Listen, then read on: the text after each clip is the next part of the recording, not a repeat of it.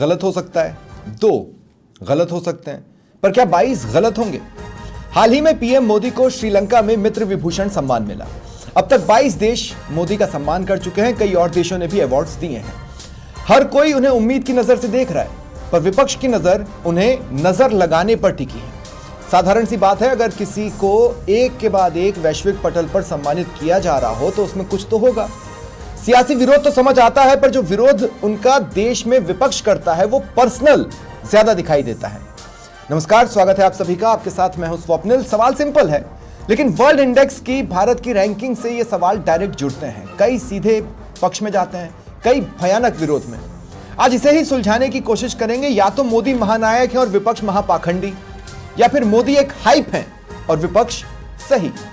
मेरे साथ जो गेस्ट जुड़ रहे हैं आपको इंट्रोड्यूस करवा देता हूं। बीजेपी प्रवक्ता डॉक्टर चेतन राज पुरोहित मेरे साथ हैं, प्रोफेसर सीबी यादव कांग्रेस प्रवक्ता हैं, और एकलव्य सिंह राजनीतिक विश्लेषक। आप सभी का स्वागत है समाचार प्लस पर। एकलव्य, आपसे शुरुआत कर रहा हूं मैं। सवाल सही है? देखिए, मतलब टॉपिक तो सही है। सवाल का देखिए, मेरे ख्याल से दोनों ही जो पक्ष हैं उनके अपने अपने विचार होंगे, परंतु देखिए मैं समझता हूँ कि मोदी जी का जो एनालिसिस है, स्पेशली प्रधानमंत्री बनने के बाद जो उनके इंटरनेशनल रिलेशंस की हम बात करते हैं, तो देखिए मैं समझता हूँ कि मोदी जी को जब उन्होंने आके एक बात कही थी शुरू में, जो मैं समझता हूँ कि आज भी 11 साल के बाद उनके एकदम मतलब जो जिसे कहते हैं ना कि उनके हार्ट ऑफ इंटरनेशनल रिलेशंस में वही है कि भारत जो है, भारत देश, वो उन्होंने कहा था कि भारत देश अब ना किसी से नज़रें झुका के बात करेगा और ना किसी के सामने नज़रें उठा के बात करेगा, वो सबसे आँख से आँख मिला के बात करेगा।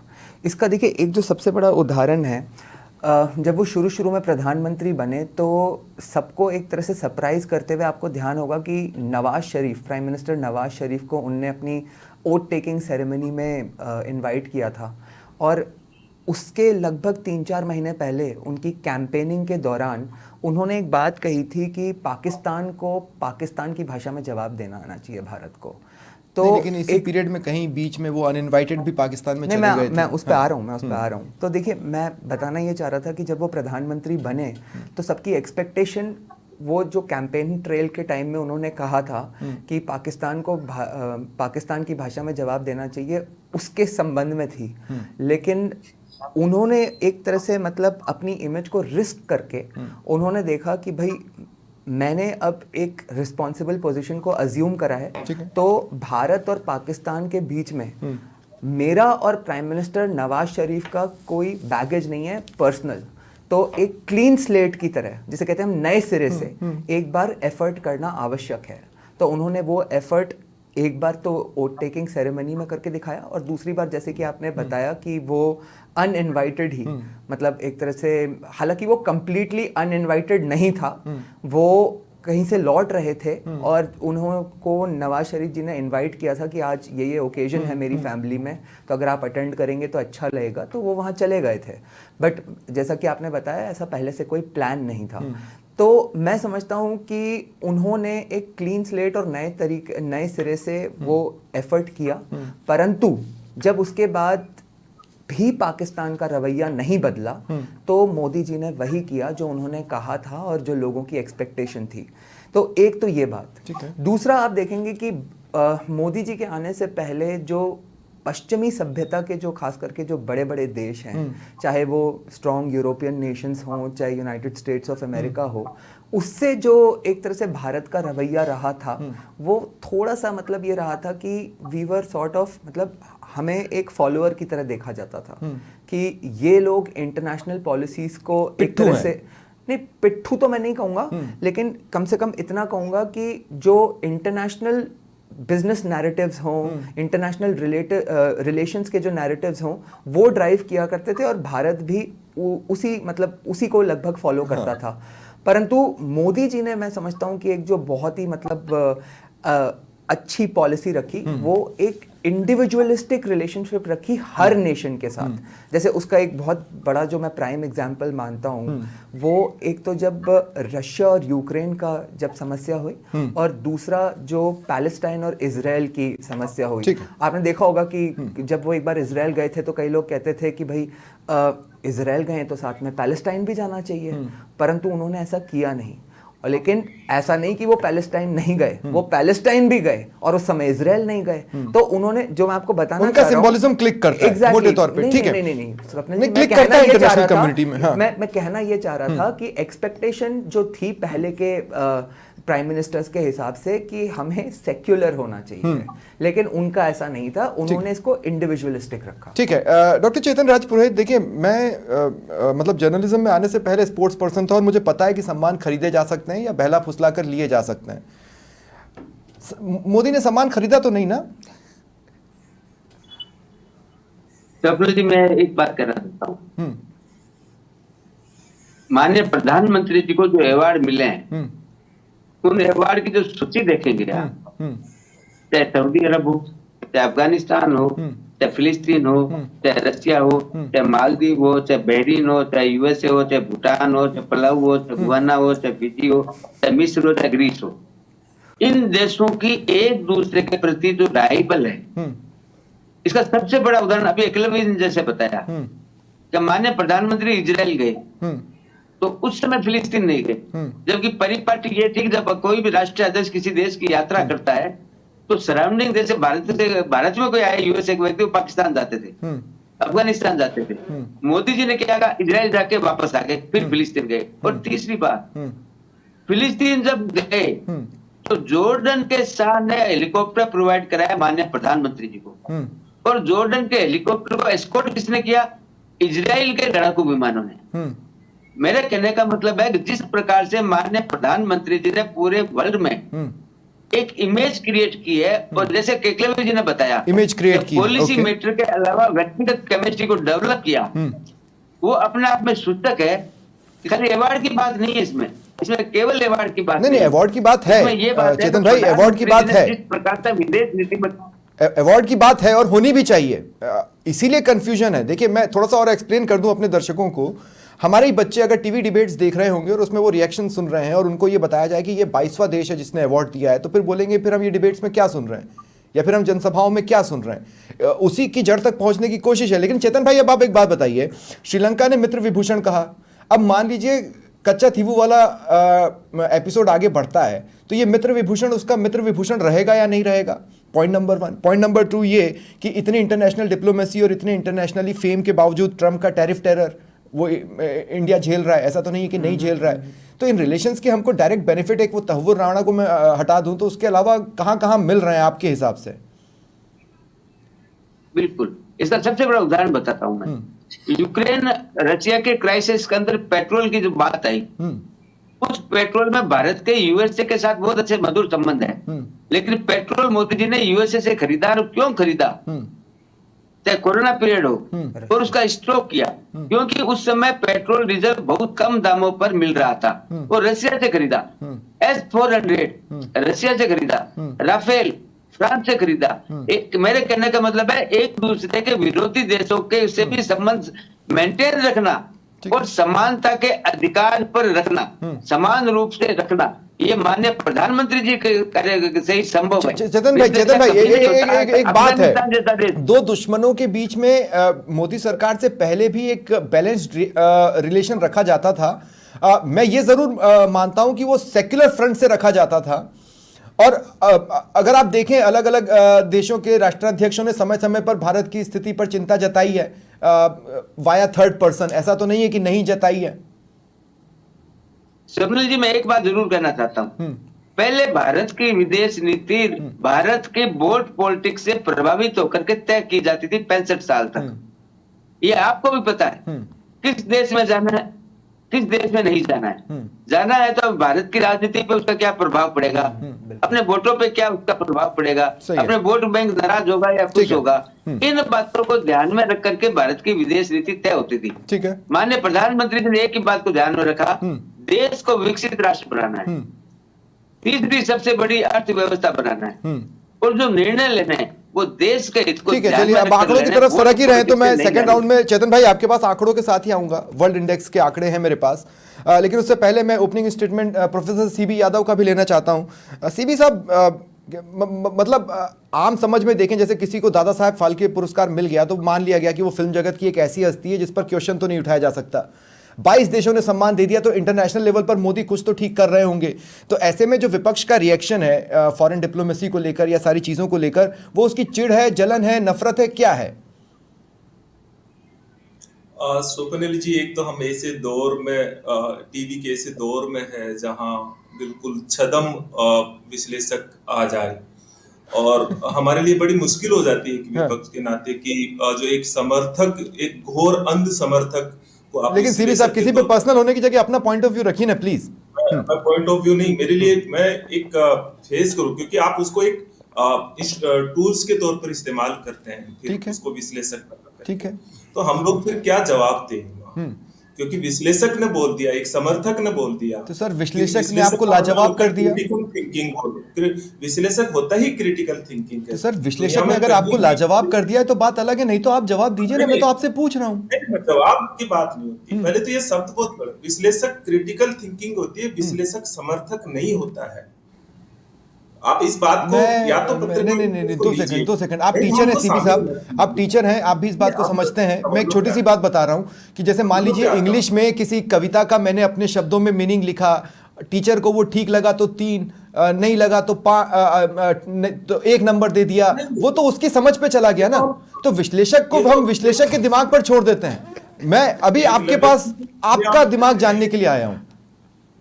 मेरा दिमाग जानते हैं, लेकिन एक दर्शकों पे क्या प्रभाव पड़ता है मैं उसको भी तो स्पष्ट करूं ना।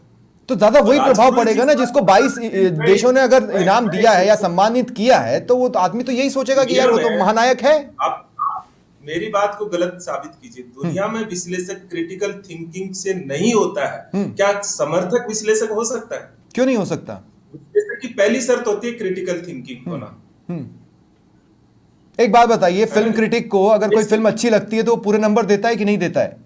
नहीं, अब आप जिसमें मतलब जब आप क्रिटिकल पक्ष 1% भी नहीं हो तो विश्लेषक में कम से कम चलिए। अरे सर, जो बिल्कुल क्रिकेटर नहीं है वो क्रिकेट की संस्थाओं में बैठा हुआ है, ये तो यूनिवर्सली एक्सेप्टेड है। पत्रकारिता कब तक करेंगे? नहीं, लेकिन तब तक आप देखिए पत्रकारिता के रैंकिंग, जब तक आप इसी तरह के विपक्ष रहेंगे तब तक मैं इसी तरह की पत्रकारिता कर लूंगा। और कुछ सीबी साहब, अब टॉपिक पे आ जाए, अब प्लीज टॉपिक पे आ जाए। सबने अपना अपना पक्ष रखा, आप भी अपना पक्ष रखिए ना। मैं पक्ष रखता हूँ ना, तो लेकिन मुझे ये भी तो एक्सपोज करना है ना। बहुत बढ़िया एक्सपोज था, मेरे ख्याल से सबने तारीफ भी कर दी होगी, लेकिन अब आगे बढ़े। हमारे लिए बड़ा संकट हो जाता है। अब हम मूल मुद्दे पे आते हैं। विदेश नीति का मूल्यांकन हम कैसे करें? विदेश नीति का मूल्यांकन करें कि हमारा ट्रेड को देखे, हमारे संबंधों को देखे, विश्व राजनीति में हमारे प्रभाव को देखे। 3 पैरामीटर होते हैं, या स्वतंत्र एजेंसियां क्या कहती है, ये 4 पैरामीटर होते हैं। ठीक है। अगर कोई देश सम्मानित कर रहा है किसी यात्रा पे जाके, तो इसका मतलब एक साफ साफ निकलता है कि उस देश के राष्ट्राध्यक्ष ने अपने देश का पक्ष मजबूती से नहीं रखा। और ये बात मैं क्यों कह रहा हूँ, अभी हम श्रीलंका पे आ जाते हैं, चलिए हम यहीं से शुरू करते हैं, और फिर मैं जहां गलत हूँ आप बताइए, मैं बिना आंकड़ों के तो बात नहीं बोलिए ना प्लीज। आते हैं, हम्बन टोटा द्वीप को चीन को दे दिया, क्या नरेंद्र मोदी जी इस यात्रा पे एक शब्द बोले? कच्चा तीव द्वीप पे कितना बवाल उठाए जो आपने दिया था श्रीलंका को। आप बोले नहीं उठाए, वहां एक शब्द भी हुआ क्या? मछुआरों को जो श्रीलंका लगातार अरेस्ट कर रहा है, लगातार गिरफ्तारियां, मतलब उन पे अत्याचार हो रहे हैं, क्या एक सवाल उठाया? 98 में हमारा FTA हुआ था, अब कंटिन्यू जो व्यापार जो गाठा का जो पक्ष है वो श्रीलंका की तरफ झुक रहा है। ठीक है, क्या हमने उस कोई चीजें उठाई? ये तो मैं श्रीलंका की बता रहा हूँ, हमारे पड़ोसी देशों पे आ जाइए। कौन से पड़ोसी देश से हमारे संबंध बेहतर हो गए? नेपाल में पूरा का पूरा चीनी दखलंदाजी हो गया। ठीक है, बांग्लादेश हमारे हाथ से निकल गया है। मालदीव और भूटान जो हमारे बिना जहाँ पत्ता नहीं हिलता था। तो सीबी साहब एक बात बताइए, फिर आपको क्या लगता है आपको कि ये 22 देश क्यों मोदी को सम्मानित कर रहे होंगे? क्या होगा? बता ही रहा हूं, अगर किसी यात्रा में किसी राष्ट्राध्यक्ष को कोई देश सम्मानित करता है, इसका मतलब है कि उस राष्ट्राध्यक्ष ने अपनी विदेश नीति में राष्ट्रीय हितों को तिलांजलि दी है। ठीक है, और ये बात ठीक है, अच्छे लागू होती। ठीक है, ठीक आप है, दूसरी तरफ ठीक है। आइए, नहीं, मुझे 2 मिनट सीबी साहब, बताइए। एक्चुअली आपने अपनी बारी का पहला 3.5 मिनट तो एकलव्य पे बोलने में निकाल दिया, तो अब 30 थोड़ा तो सेकंड मैं दूसरे लोगों के पास भी तो जाऊंगा ना सीबी साहब। आपने अपना टाइम खुद 30 वेस्ट सेकंड किया, बोल- प्लीज अब मैं आपके पास आऊंगा ना आगे, मैं आऊंगा आपके पास आगे, ऐसा नहीं है। मेरे पास कुछ इंडेक्सेस के आंकड़े हैं, उस पर भी मैं बात कर लूं, फिर मैं एकलव्य के पास जाऊंगा। Doctor Chetan Raj Purohit, ease of doing business में हम 63rd रैंक पर हैं वर्ल्ड में। इसके अलावा वर्ल्ड यूनिवर्सिटी रैंकिंग में 220वें नंबर पर, हायर एजुकेशन रैंकिंग में 201वें नंबर पर, ग्लोबल हंगर इंडेक्स में 107वें नंबर पर, हैप्पीनेस रिपोर्ट में 126वें नंबर पर। पाकिस्तान से नीचे। और भी बोलिए, करप्शन इंडेक्स में 187 रैंक पे, ट्रांसपेरेंसी करप्शन परसेप्शन इंडेक्स में 85th है सर, लेकिन ठीक है, हाँ चलिए। देखिए स्वप्न जी, मैं 2-3 बात बताना चाहता हूँ। हाँ। सबसे पहले तो हमारे कांग्रेस के मित्र ने बात की श्रीलंका की, हाँ। बात की भूटान की, बात की मालदीव की, बात की अफगानिस्तान की। फॉरेन पॉलिसी के मैटर पे 3 चीजें होती है। पहला number trade, number 2 security issues, सामरिक महत्व के काम, और नंबर 3 आपसी कल्चरल रिलेशन और दूसरे काम। जिन 4 देशों की माने सदस्य, कांग्रेस के सदस्य ने जो बात की है, उसमें आप एक एक को उठाइए। अफगानिस्तान में जो वर्तमान में चल रहा है, एक समय ये भी था जब तालिबान की गवर्नमेंट जो बनी थी तो पाकिस्तान के अंदर खुशियां मनाई गई थी, और तालिबान के नेता पाकिस्तान गए थे, आपको याद होगा। लेकिन आज पाकिस्तान ये कह रहा है तालिबान भारत के साथ क्यों चला गया हमारे को छोड़ करके। तालिबान की सरकार ने भारत के साथ क्यों अपने अच्छे संबंध बना लिए, जबकि एक दूसरे से विरोधी थे। अब आप आइए बांग्लादेश में जो हिंदुओं पे जिस प्रकार से आक्रमण हुए, जिस प्रकार से वहां की परिस्थितियां डेवलप हुई, जिस प्रकार से खेल वहां खेला गया, पाकिस्तान की आईएसआई के द्वारा खेला गया, उसके बाद में जिस प्रकार से माननीय लेकिन आप ही के एक बड़े चेहरे का ये कहना है कि बांग्लादेश में जिसको बिठाया गया वो तो हम ही लोगों के द्वारा बिठाया गया। मैं बार बार कहता हूं, विदेश नीति के कुछ पहलू को टीवी पे बैठ के उजागर नहीं कर सकते, पहली बात। दूसरी बात, अब आता हूं आगे भूटान और मालदीव। नहीं चेतन भाई 2 मिनट रुकिए ना, पड़ोसी देशों से इंपॉर्टेंट है वर्ल्ड रैंकिंग अभी फिलहाल मेरी नजर में। मैंने आपको वर्ल्ड रैंकिंग्स बताई, मैं उसमें कुछ रैंकिंग्स और जोड़ देता हूं, जैसे जेंडर इनइक्वालिटी इंडेक्स में हम 122वें नंबर पर हैं, ग्लोबल पीस इंडेक्स में 135वें नंबर पर हैं, प्रेस फ्रीडम इंडेक्स में 142वें नंबर पर हैं, हेल्थ केयर एक्सेस और क्वालिटी इंडेक्स में 68वें नंबर पर हैं। इसी बात पर 2014 से पहले इन्हीं सारे इंडेक्सेस को जब आप देखेंगे, भारत स्वतंत्र होने के बाद, जी भाई मैं आऊंगा 2 मिनट 2014 से पहले जब इन इंडेक्स को आप देखेंगे, उस समय क्या पोजीशन थी, और 2014 से लेकर के और 2025 तक क्या पोजीशन, ये पहली बात। दूसरी बात, मैं बार बार कहता हूँ, माननीय प्रधानमंत्री ने जिस प्रकार से आर्थिक क्षेत्र में काम किया है, और भारत को 5वीं सबसे बड़ी अर्थव्यवस्था बनाने का जो काम किया है, स्वप्न जी क्या कल्पना कर सकता कोई देश? ठीक है। और तीसरी अर्थव्यवस्था की तरफ ले जा रहे हैं, 5 ट्रिलियन की आप इकोनॉमी की तरफ ले जा रहे हैं। ये माननीय प्रधानमंत्री के मेहनत से और तपस्या से ही संभव हुआ है। अब आप शायद इंटरनेशनल कम्युनिटी यही सब देख रही होगी। ठीक है चेतन भाई 2 मिनट, अब मैं सीबी यादव साहब के पास जाना चाहता हूँ, सीबी यादव साहब के पास जाना चाहता हूँ। सीबी यादव साहब देखिए क्या है, आप फिर शुरुआती मतलब 45-50 सेकंड वेस्ट करना चाहते हो तो बात अलग है, नहीं तो कुछ आंकड़े और भी हैं। हालांकि जो आंकड़े अभी मैंने गिनाए जिसमें आप जोड़ना चाहते थे, ये आपने शायद कम ही जर्नलिस्टों के मुंह से सुने होंगे, इसलिए कुछ प्लेटफॉर्म्स को छोड़ देना चाहिए ऐसी बातों से। सीबी साहब मैं कह रहा हूं ग्रॉस डोमेस्टिक प्रोडक्ट रैंकिंग में हम 5वें नंबर पर हैं। इसके अलावा हम फर्स्ट रैंक पर हैं एमएससीआई इमर्जिंग मार्केट इंडेक्स में, आईसीटी सर्विस एक्सपोर्ट्स में, साइंस टेक्नोलॉजी क्लस्टर रैंकिंग में हम 4थे नंबर पर हैं दुनिया भर में, वर्ल्ड डिजिटल कॉम्पिटिटिवनेस में 49वें नंबर पर हैं, ग्लोबल एम्प्लॉयबिलिटी यूनिवर्सिटी रैंकिंग में 13वें नंबर पर हैं, रिसर्च आउटपुट रैंकिंग में हम 5वें नंबर पर हैं, मिलिट्री स्ट्रेंथ रैंकिंग में 4थे नंबर पर हैं, डिफेंस बजट रैंकिंग में 3रे नंबर पर हैं। कुछ तो क्लिक कर रहा है ना सर?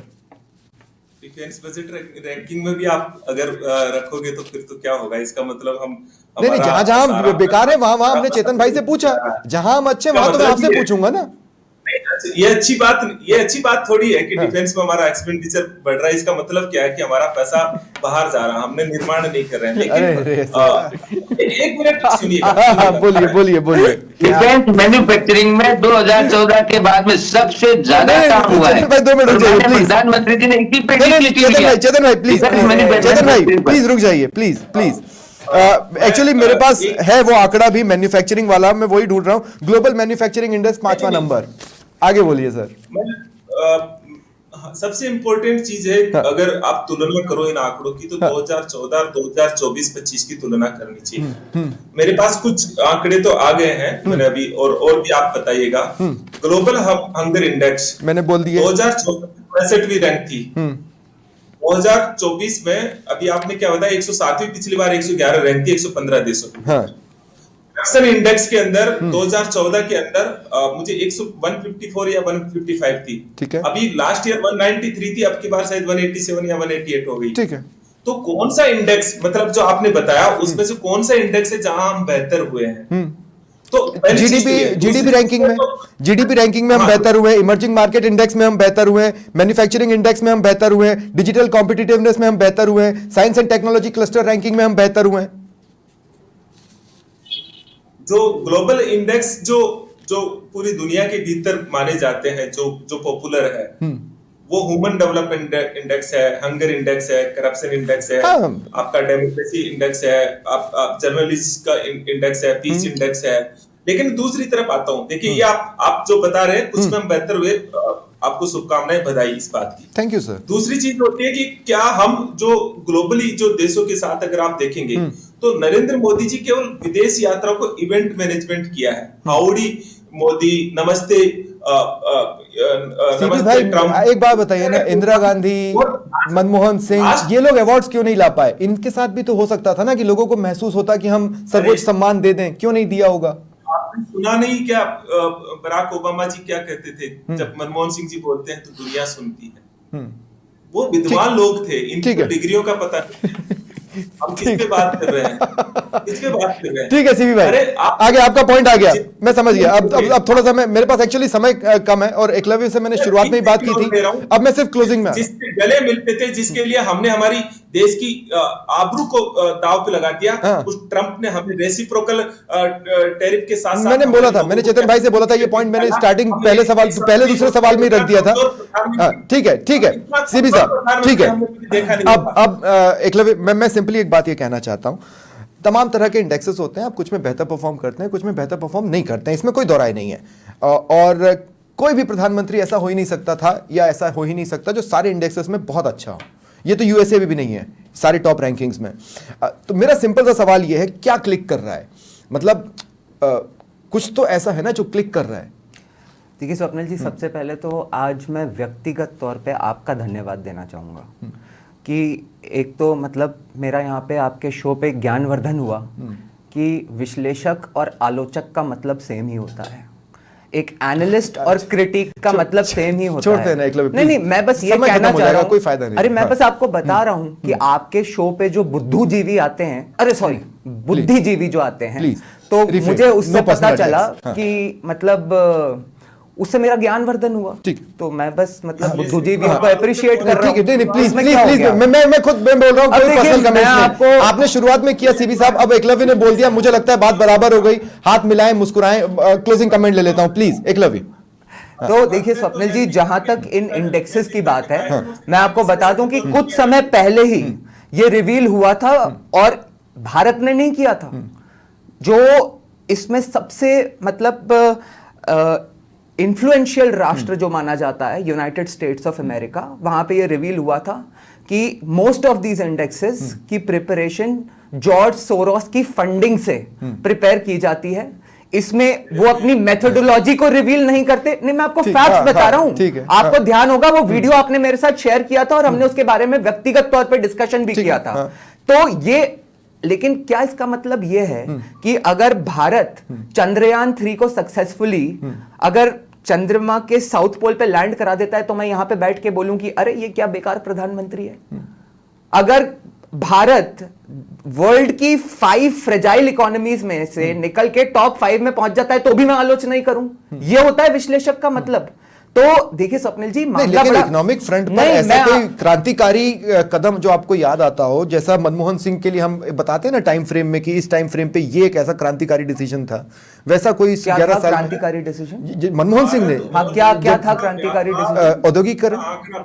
औद्योगिक इंडस्ट्रियलाइजेशन, वो आप तब बात 90s की बात कर रहा हूं। मतलब प्राइम मिनिस्टर एक बताइए ना, एक बताइए ना। रिसेशन से फाइट करना, जो रिसेशन से फाइट करना और 5 फ्रेजाइल इकोनॉमीज में पहुंचा देना।